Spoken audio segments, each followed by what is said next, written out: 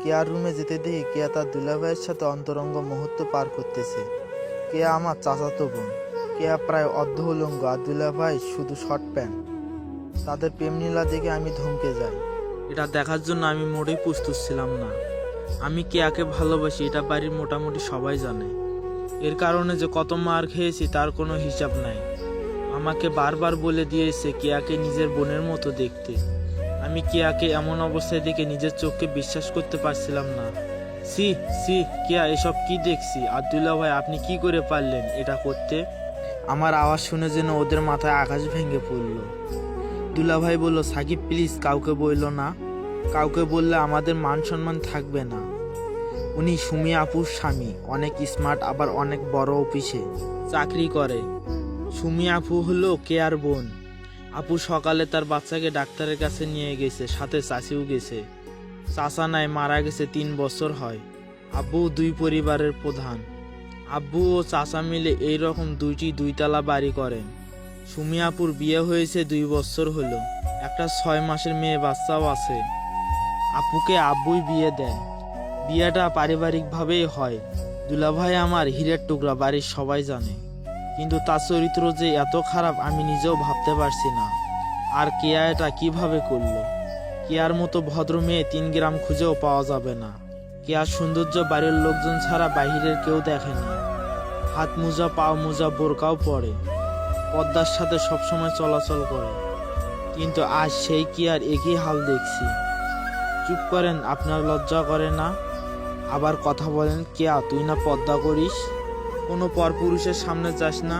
এই তোর পদ্মার আড়ালের চেহারা। আমার কথা শুনে কেয়া কিচ্ছু বলছে না, নিজে শুধু কেঁদে যাচ্ছে। তোর জন্য পুরো পদ্মাশীল নারীর সম্মান নষ্ট হলো। কি দরকার ছিল পদ্মা করার? পতিতা গলিতে গেলেই তো পারতিস।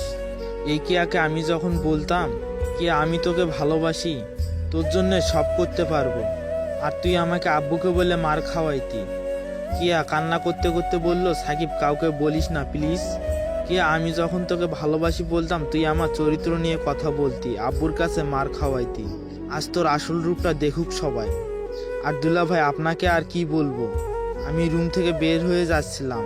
ওদেরকে যতই বলি রূপ দেখিয়ে দেব, কিন্তু সুমি আপুর সংসারটা কি হবে? আর একটা 6 মাসের মেয়েও আছে তাদের। আর কেয়া তো আমার চাচাতো বোন, যাকে আমি ভালোবাসি তার সম্মান কি করে নষ্ট করি? দুলাভাই মাথা নিচু করে বসে আছে। আমি বললাম, দুলাভাই আপনি এখনো এখানে বসে আছেন? আমার কথা শুনে দুলাভাই রুম থেকে বেরিয়ে যায়। আমি বললাম, কে অন্তত তোর কাছে এটা আশা করি নাই, কাজটা কিন্তু খুব বেশি ভালো করিস নাই। বলেই যখন রুম থেকে বেরিয়ে যাব, দেখি দরজা আটকানো। কে চিল্লাইতে শুরু করে দিয়েছে, সাকিব আমাকে ছেড়ে দে প্লিজ, আমার এত বড় সর্বনাশ করিস না, আমি তোকে ভাইয়ের মতোই ভাবি। সাকিব না প্লিজ। কেয়ার কাণ্ডে আমি বাকরুদ্ধ। সেই সুযোগে কেয়া ভেতর থেকে দরজা আটকিয়ে দিয়েছে। আমি কথা বলতে পারছি না, গলা দিয়ে আওয়াজও বের হচ্ছে না। মনে হচ্ছে হাত পা সব বেঁধে রেখেছে কেউ। সাকিব তুই আমার এত বড় সর্বনাশ করিস না প্লিজ, আমি তোর পায়ে পড়ি। কেয়া তার কাপড় ছিঁড়তে লাগলো, প্রায় অনেক অংশ ছিঁড়ে ফেলছে। আমি অনেক কষ্টে মুখ থেকে বের করলাম, কেয়া কি হচ্ছে এসব? কেয়া আরো জোরে চিল্লাচ্ছে আর বলছে, কেউ বাঁচাও, সাকিব প্লিজ ছেড়ে দে আমায়। আমি যেখানে ছিলাম সেখানেই দাঁড়িয়ে আছি। কেয়ার এমন কাণ্ডে শরীরের শক্তি হারিয়ে ফেলছি। বাহির থেকে দরজা ধাক্কাতে লাগছে দুলাভাই, আর দরজা খোলার জন্য চিল্লাতে লাগলো। দুলাভাই চিল্লানি শুনে আব্বু, আম্মু, ভাইয়া, ভাবি সবাই মনে হয় চলে এসেছে। জোরে দরজা ধাক্কাতে ধাক্কাতে ভেঙে ফেলে সবাই। দরজা খুলতে কেয়া আব্বুর পেছনে গিয়ে লুকায়। কেয়ার কাপড় ছেঁড়া দেখে আব্বু আন্দাজ করে ফেলে কেয়ার সাথে নিশ্চয়ই খারাপ কিছু হতে যাচ্ছিল। কেয়া নেকা কান্না করছে। কেয়াকে ভাবি আগলে নেয়, আর সবাই আমার দিকে অগ্নি চোখে দেখতে লাগলো। আব্বু আমার সামনে এসেই কয়েকটা ঠাস ঠাস করে চর বসিয়ে দেয়। ভাই এসেও কয়েকটা চর মেরেছে। আমি কিছু বলতে যাব তারও কোনো সুযোগ নেই। সব কিছুই এত তাড়াতাড়ি হচ্ছিল। কেয়া, সাকিব তো তোমাকে স্কুলে যাওয়ার জন্য ডাকতে এসেছিল। তোমাকে এত খারাপ অবস্থায় দেখা যাচ্ছে কেন? সাকিব কি তোমার সাথে কিছু করেছে? ভাবি হয়তো বিশ্বাস করতে পারছে না আমার মতো ছেলে এমন একটা কাজ করবে। কেয়া ভাবিকে জড়িয়ে নেকা কান্না করছে আর বলছে, আমি শুয়েছিলাম, সাকিব এসে আমাকে একা পেয়ে আগের মতো ভালোবাসার প্রস্তাব দেয়। বড় আব্বুকে জানাবো বলছে, সাকিব আমাকে বলে আমি নাকি তাকে অনেক মার খাওয়াইছি, তাই আজ আমার ইজ্জত কেড়ে নিবে। তারপর সাকিব আমার সর্বনাশ করতে থাকে। আপনারা না থাকলে সাকিব যে আমাকে কি করতো, কেয়ার কথা অবিশ্বাস করার কোনো কারণ নাই। আগেই বলেছি 3 গ্রাম খুঁজেও এমন মেয়ে পাওয়া যাবে না। আব্বু কেয়ার কথা শুনে আরো রেগে গেলেন। তুই আমার ছেলে ভাবতেই লজ্জা লাগে, যে নিজের চাচাতো বোনের সাথে এমন করতে পারে, সে অন্য মেয়েদের কি না করবে। তোর এই বাড়িতে কোনো জায়গা নেই, বের হয়ে যায় এই বাড়ি থেকে। আব্বুর কথা শুনে চোখ বেয়ে পানি পড়ছে। মাথা নিচু করে কান্না করতে করতে বললাম, আব্বু আমি কিছু করি নাই। ওই আমাকে আব্বু বলবি না, আজ থেকে আমার একটা ছেলে, তুই মারা গেছিস। আব্বুর মুখে এ কথা শোনাচ্ছে মরে যেতে পারলে অনেক খুশি হতাম। আম্মুকে বললাম, আম্মু আমি কিছু করি নাই। কেয়া কথা আটকিয়ে দিয়ে আম্মু বলল, জানি না কোন পাবে তোকে পেটে ধরেছিলাম। আম্মুর মুখে এ কথা শুনে যেন কলিজা ছিঁড়ে যাচ্ছিল। আর কাকে বলবো, যেখানে আমার গর্ভধারণী মা বিশ্বাস করলো না, আমাকে কিছু বলতেও দেয় নাই। আমি দুলাভাইয়ের দিকে তাকালাম, মুখে শয়তানির হাসি। আর কেয়া এখানে ন্যাকা কান্না করছে। সুমি আপু চলে এসেছে, যার আদরে বড় হওয়া, যে আপুটা আমাকে আপন ভাইয়ের মতো ভালোবাসে, আমাকে এখনো মুখে খাবার তুলে খাওয়ায়। সে আপুটাও সবকিছু শুনে কান্নায় বুক ভাসাচ্ছে। আজ আমি আপুর চোখে খারাপ হয়ে গেলাম। কেয়ার রুম থেকে বের হয়ে নিজের রুমে এসে কাপড় গোছাচ্ছি, কারণ এই বাড়িতে আমার আর কোনো জায়গা নেই। আমি কোন মুখে থাকবো এখানে, যেখানে সবাই আমাকে ধর্ষক বলে জানে। কাপড় গোছানো শেষ, রুম থেকে বের হব, এমন সময় ভাবি আমার রুমের সামনে আসলো। ভাবিকে দেখে আমি মাথা নিচু করে দাঁড়িয়েছিলাম, কারণ ভাবি আমার মায়ের মতো আদর করে। টাকা পয়সার অভাব ভাবি পূরণ করে। ভাবি সুমি আপুর মতোই একটা বড় আপু। ভাবি বলল, এটা তুমি কিভাবে করতে পারলে সাকিব? আমরা তো কেয়ার সাথেই তোমার বিয়ে দিতে রাজি ছিলাম। আব্বুকে না হয় আমরা বুঝিয়ে নিতাম, তার জন্য কেউ এসব করে? আমি কান্না করতে করতে বললাম, ভাবি আমাকে মাফ করে দিও, আমি পারিনি সবার সামনে সত্যিটা বলতে। ভাবি বলল, কি সত্যি বলতে পারো নাই?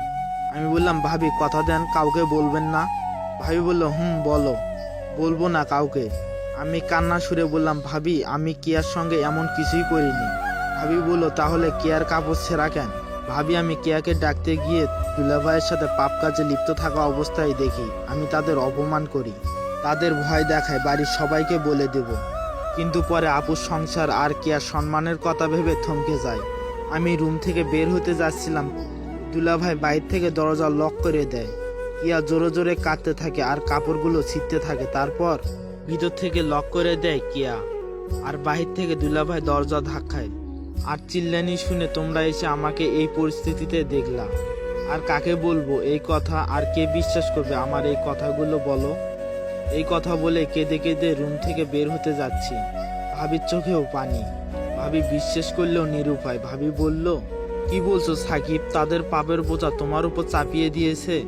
আমি বললাম, ভাবি তুমি কাউকে বলো না প্লিজ, কেয়ার সম্মান আর আপুর সংসার নষ্ট হয়ে যেতে পারে। আর ভাবি বলল, জানি না সাকিব, কে মিথ্যা বলছে আর কে সত্যি বলছে। কেয়া আর সুমিত জামাইয়ের তো এমন কোনো বাজে লক্ষণ দেখি নাই। ভাবি তুমি আমাকে বিশ্বাস করছো না? তাহলে এটা দেখো, আমি সুযোগে সবকিছু ভিডিও করে রেখেছিলাম। ভেবেছিলাম কাউকে দেখাবো না, কিন্তু পরিবারের সবচেয়ে প্রিয় মানুষটার চোখে নিজেকে খারাপ বানাইতে পারিনি।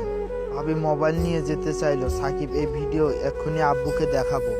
ভাবি প্লিজ কথা দিয়েছো, কাউকে এই কথা বলবা না। সবার চোখে খারাপ হলেও তোমার চোখে যেন ভালো হয়ে থাকি, তাই তোমাকে সব বললাম। কথা শেষ করতে ভাইয়া ভাবিকে এসে বলছে, এই ধর্ষকের সাথে কিসের এত কথা? ভাবির চোখ দিয়ে অনবরত পানি পড়ছে।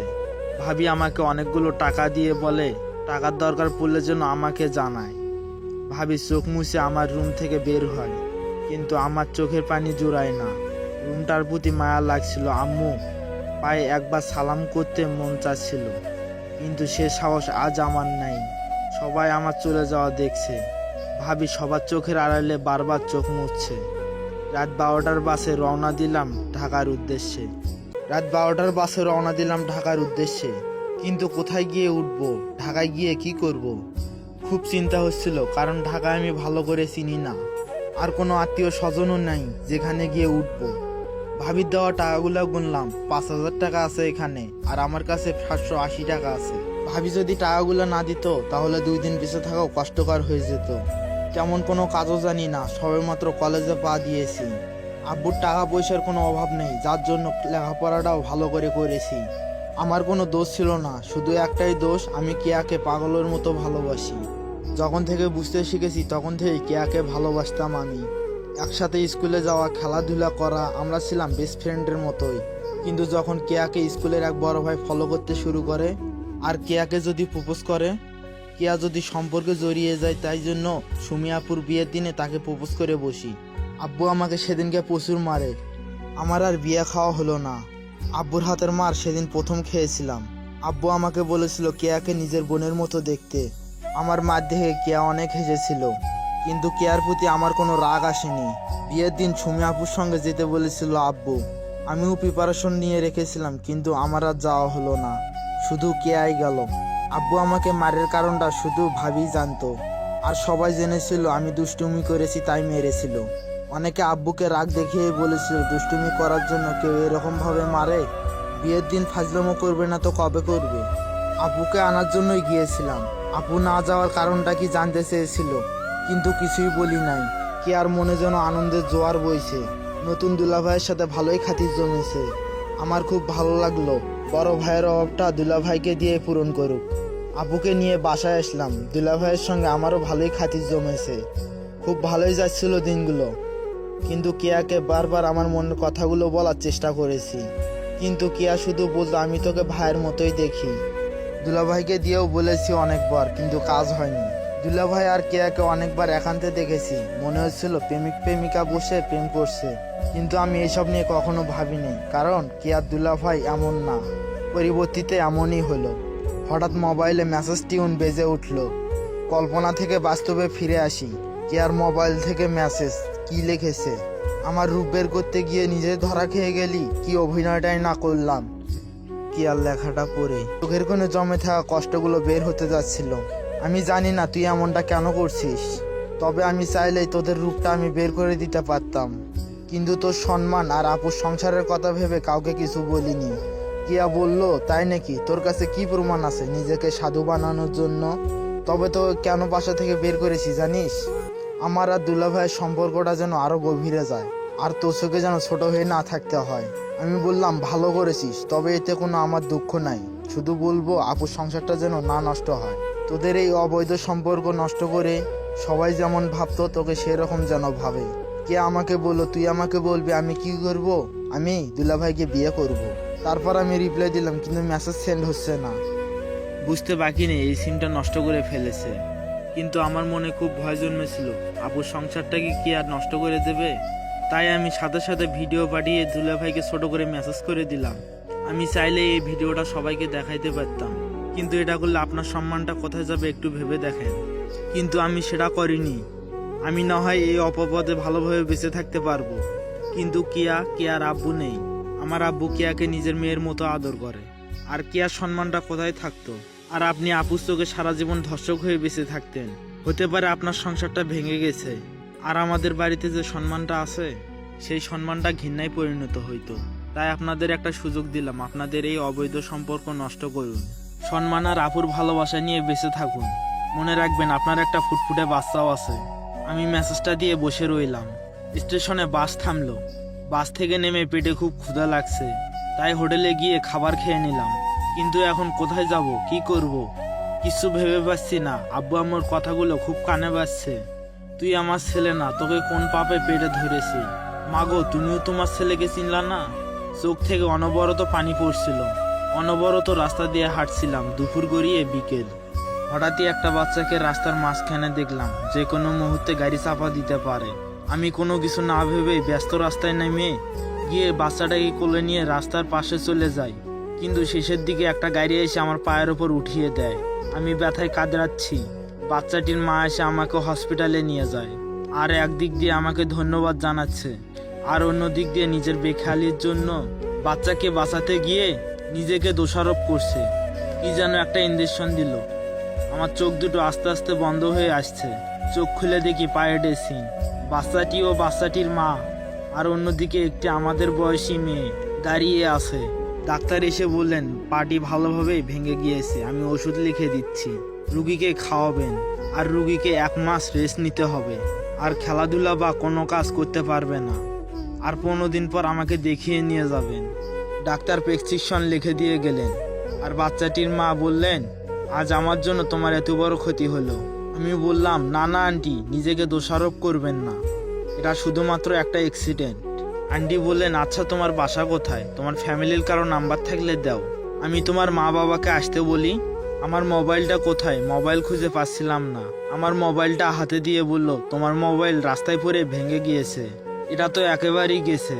মোবাইলটা হাতে রেখে ভাবির দেওয়া টাকাগুলো বের করে বললাম, জানি না কত টাকা হাসপাতালে বিল হয়েছে, আমার কাছে এ কয় টাকাই আছে, গ্রাম থেকে আসার সময় নিয়ে এসেছিলাম, টাকাটা নিন প্লিজ। আন্টি আমার টাকাটা পকেটে ঢুকিয়ে দিয়ে বলল, কি করছো তুমি এইসব, আমার ছেলেকে বাঁচাতে গিয়েই তোমার আজ এই অবস্থা, আর তুমি আমাকে চিকিৎসার খরচ দিচ্ছ। আন্টি বলল, তোমার পরিবারে কেউ নাই, তাদের তো খবর দিতে হবে, আছে আব্বু আম্মু চাচা চাচি ভাই বোন, কিন্তু এখন আর কেউ নেই। বলতেই চোখ দিয়ে পানি বেরিয়ে আসলো। আন্টির সাথে থাকা মেয়েটি বলল, তাহলে আপনি এখন যাবেন কোথায়? জানি না, আজ সকালেই বাসা থেকে বের করে দিয়েছে আমাকে, একটা মিথ্যা পাপের অপরাধে। আন্টি বলল, আচ্ছা তুমি তাহলে আমাদের বাসায় আসো, তোমার এখন রেস্টের দরকার। না আন্টি, এটা কি করে হয়, উপকার করেছি বলে আপনাদের বাসায় গিয়ে উঠবো? সাথে থাকা মেয়েটি বলল, চুপ করেন, এত ভালো মানুষ থাকার দরকার নাই, আমার ভাইকে বাঁচিয়েছেন, এখন আপনাকে বাঁচানোর দায়িত্ব আমাদের, চলো উঠো। আন্টি আমার 1 হাত ধরে উপরে তুললেন। আমি বললাম, আন্টি আমার কাপড়ের ব্যাগটা কই? আন্টি বললেন, আমি তো তোমার কাপড়ের ব্যাগ দেখি নেই, হয়তো কেউ নিয়ে গেছে। মেয়েটি 1 হাত ধরে আর আন্টি 1 হাত ধরে হাঁটার জন্য বলল, কিন্তু আমি হাঁটতে পারছি না, খুব কষ্ট হচ্ছে। প্রথম পা ফেলেই চিৎকার দিয়ে উঠলাম। আন্টি বলল, আস্তে আস্তে পা ফেলো। আসলে তাদের গেটে এসে দেখি একটা প্রাইভেট কার দাঁড়িয়ে আছে, আর তারপরে একটা বড় বাড়িতে নিয়ে যাওয়া হলো। বাড়ি দেখে আমি তো প্রায় অবাক, এই বাড়িটা কি আন্টির? তাহলে তো আন্টিরা অনেক বড় লোক, আর ওরা আমাকে বাড়িতে নিয়ে আসলো। মানুষের প্রতি ভালোবাসা আছে বলে এসব সম্ভব। আমি বললাম, আন্টি এ বাড়ি কি আপনাদের? আন্টি বললেন, এটাই আমাদের বাড়ি, চলো ভেতরে। আমাকে নিয়ে গিয়ে একটা রুমে শুয়ে দিল। আন্টি বললেন, আচ্ছা বাবা, তুমি এখন রেস্ট নাও, পরে না হয় তোমার সম্পর্কে জানবো। আমি বললাম, জি আন্টি। আন্টিও তার মেয়ের রুম থেকে চলে গেল। রুমটি অনেক সুন্দর, ওরা মানুষগুলো যেরকম ভালো মনের, তাদের রুমটাও সেরকম সুন্দর। আমার খুব ক্লান্ত লাগছে, আমি শুয়ে শুয়ে ভাবছি, আজ ওরা যদি আমাকে না নিয়ে আসতো আমি কোথায় থাকতাম। পা ভাঙা নিয়ে রাস্তায় ভিক্ষা করা ছাড়া আর কোনো উপায় ছিল না। জানি না বাড়ির কি অবস্থা, আম্মু কি আমার কথা ভাবছে, আম্মু কি বলছে? ছেলেটির এমন ভুলে শাস্তিটা একটু বেশি দেওয়া হলো। আমি তো আম্মুর চোখের মনি ছিলাম, নাকি তার জন্য আম্মু সে কষ্ট সহ্য করতে পারেনি? আম্মুর জন্য আমার মনে ঘৃণা জন্মে গেছে। আম্মু যদি জানতে পারতো তার ছেলে পা ভেঙে ফেলেছে, আম্মু কি এখনো রাগ করে থাকতো, নাকি ছুটে আসতো? আম্মুকে দেখতে খুব মন চাচ্ছে, কিভাবে দেখবো, মোবাইলটা যে ভেঙে গেছে। আম্মু আমি তোমাকে অনেক ভালোবাসি, ক্ষমা করে দিও। বলতে পারিনি সত্যি কথাটা, মনে হয় চাইলেও বলতে পারবো না। মোবাইলটার সাথে হয়তো ভিডিওটাও হারিয়ে ফেলেছি। খুব জানতে ইচ্ছে করতেছে, আব্বু কি আমার কথা ভাবছে, নাকি তার মনে আমাকে কবর দিয়ে ফেলেছে। আর সুমি আপু হয়তো বলছে বিশ্বাসটা ভেঙে দিয়েছে, আর কেয়া তো বললই দুলাভাইকে বিয়ে করে ফেলবে। তবে দুলাভাই কি এই ভুলটা আবার করবে? আমিও তো ভিডিওটা দেখিয়েছি, হয়তো এতক্ষণে কেয়াকে জানিয়েও দিয়েছে। ভাবি হয়তো এখনো কাঁদছে, বিনা দোষে আজ আমি ঘর ছাড়া। আমার খবর নেওয়ার জন্য হয়তো ফোন দিচ্ছে, হয়তো ফোন বন্ধ পেয়ে ভাবছে ছেলেটার কিছু হয়ে গেল নাকি। ভাবতে ভাবতে কখন যে ঘুমিয়ে যাই, হঠাৎই একটা মেয়ে কণ্ঠে কে জানি ডাকতে লাগলো। আমি চোখ বন্ধ রেখেই বললাম, কে? আমি সুম্মা। চোখ খুলে দেখেই আন্টির মেয়ে। আমি বললাম, ও আপনি, আপনার নাম সুম্মা? সুমাইয়া আক্তার সুম্মা। আপনার নামটা তো জানা হলো না, আপনার নাম কি? উঠে বসে বললাম, আমার নাম সাকিব। সুম্মা বলল, সুন্দর নাম, আম্মু আপনার জন্য খাবার পাঠিয়েছে। আমি বললাম, আপনার নামটিও সুন্দর। ঠিক আছে, খেয়ে নিন, আমি আপনার জন্য মেডিসিনগুলো নিয়ে আসতেছি। আমি বললাম, আচ্ছা। আমি বিছানা থেকে নামতে যাব, সুম্মা বলল, এই কি করছেন? আপনাকে 1 সপ্তাহ হাঁটাহাঁটি করতে বারণ করছে। কি লাগবে আমাকে বলুন। আমি আস্তে করে বললাম ওয়াশরুমে যাব। সুম্মা বলল ধরুন আমি নিয়ে যাচ্ছি। সুম্মা আমার হাত ধরে ওয়াশরুম পর্যন্ত নিয়ে আসলো। আমি ফ্রেশ হয়ে বেরিয়ে দেখি সুম্মা আমার দরজার সামনে। সুম্মা বলল ধরে আসুন। মেয়েটাকে যতই দেখছি ততই অবাক হচ্ছি। শহরের মেয়ে আবার ধনী ঘরের মেয়ে হয়েও মনে কোনো হিংসা নেই। আমি বিছানায় বসে বললাম আমার জন্য আপনাদের অনেক কষ্ট হচ্ছে। আপনাদের এই ঋণ কখনোই শোধ করতে পারবো না। চোখের কোণে পানি আটকে গেল। সুম্মা বলল ঋণের কথা বললে লজ্জা দেবেন না প্লিজ। আপনি আমার ভাইয়ের জীবন বাঁচিয়েছেন। আমরা আপনার ঋণ শোধ করতে পারবো না। আন্টি তার ছেলেকে নিয়ে এসে বলল এটা তুমি কি বলছো বাবা? আমরা তো শুধুই আমাদের কর্তব্য পালন করছি। আমি বললাম আসলে আন্টি এই শহরে আমার কেউ ছিল না। বাসা থেকে বের করে দেওয়ার পর আমি কোথায় যাব এটাই ছিল আমার বড় চিন্তা। তখন তো রাস্তায় বসে ভিক্ষা করা ছাড়া আর কোনো কিছুই ছিল না। আপনারা আমাকে থাকার জন্য জায়গা দিলেন, আমার সেবা করছেন। বলতে বলতে চোখ দিয়ে পানি পড়ছিল। আন্টি আমার চোখের পানি মুছে দিয়ে বলল কেঁদো না বাবা, জানি না তোমার সাথে কি হয়েছে। এখন খাবারটা খেয়ে মেডিসিন নিয়ে নাও, পরে শুনবো তোমাকে দেওয়া অপবাদের কথা। সুম্মা আমাকে মেডিসিন দেখিয়ে দিল। মেডিসিন খেয়ে নিলাম। পেটে অনেক ক্ষুধা ছিল। আন্টি চলে গেছে। সুম্মাকে বললাম আচ্ছা একটা কথা বলবো। সুম্মা বলল বলেন। আমি বললাম আচ্ছা তোমাদের বাসায় কে কে থাকে? আমি আসলে সুম্মার আব্বুর কথা জানতে চাইছিলাম। সুম্মা বলল আব্বু আম্মু আমি আর আমার ভাই, আর বিভিন্ন কাজে হেল্প করার জন্য কয়েকটা কাজের লোক। আমি বললাম ও আচ্ছা, আপনার আব্বুকে দেখলাম না কেন জানি। সুম্মা বলল আব্বু ব্যবসার কাজে বাইরে গেছে, আসতে 10-12 দিন লাগবে। ও আপনার আব্বু যদি দেখে আমাকে বাসায় তুলেছেন, রাগ করবেন না? সুম্মা বলল না, কারণ আব্বু যখন শুনেছে আমার ভাইকে বাঁচাতে গিয়ে আপনার পা ভেঙে গেছে, তখনই আব্বু আমাদের বলেছে তোমাকে বাঁচাতে যা করার লাগে তাই করতে। সুম্মার কথা শুনে মনে হলো এই পরিবারের সবাই এক একটা রত্ন। সুম্মা বলল আচ্ছা আপনি ঘুমান, পরে কথা হবে। আমি বললাম আচ্ছা ঠিক আছে। তারপর ঘুমানোর চেষ্টা করলাম। রাত প্রায় 11টা বেজে গেছে, কিন্তু চোখে ঘুম আসছে না। শুধু সকালে ঘটে যাওয়া ঘটনাগুলো মনে পড়ছে। কিয়া কিভাবে পারলো এরকম করতে? কিয়া তো আমাকে বেস্ট ফ্রেন্ড বলতো। অনেক রাত হয়ে যায়, ঘুম হয় না। ভাবতে ভাবতে কখন যে ঘুমিয়ে গেছি বলতে পারি না। সকালে ঘুম থেকে উঠি সুম্মার ডাকে। এই যে ওঠেন, সকাল 10টা বেজে গেছে। নাস্তা খেয়ে মেডিসিন খেতে হবে। মনে হচ্ছে ওরা আমার সুস্থতার জন্য সর্বোচ্চ সেবা দিচ্ছে। আমি বললাম ও কেমন আছেন? সুমা বলল আলহামদুলিল্লাহ ভালো আছি। আপনার পায়ের ব্যথা কমছে? মনে হয় কমেছে। সুম্মা বলল আসুন ওয়াশরুমে এগিয়ে দিয়ে আসি। আমি বললাম ধন্যবাদ। আমাকে ধরে ওয়াশরুমে নিয়ে যায়। ফ্রেশ হওয়ার পর নিয়ে আসে। নাস্তা খেয়ে মেডিসিন খেয়ে নেই। সুম্মা বলল আচ্ছা আপনার সঙ্গে কি হয়েছিল? আমি বললাম শুনতে চান? নিজেকে হয়তো কন্ট্রোল করতে পারবেন না, তাহলে শুনুন। আজ সকালে কলেজে যাওয়ার জন্য আমার চাচাতো বোন কেয়াকে ডাকতে যাই, কিন্তু কেয়ার রুমে যায় দেখি কেয়া তার দুলাভাইয়ের সঙ্গে অবৈধ মেলামেশা করছে। আমি বাকরুদ্ধ হয়ে যাই। আমি মোবাইলে ভিডিও করতে থাকি তাদের আড়ালে। আমাকে দেখে তারা থমকে যায়। তো আগের ঘটনাটুকু সব বললাম সুম্মাকে। সুম্মা আমার মিথ্যা অপবাদ শুনে চোখে পানি ফেলছে।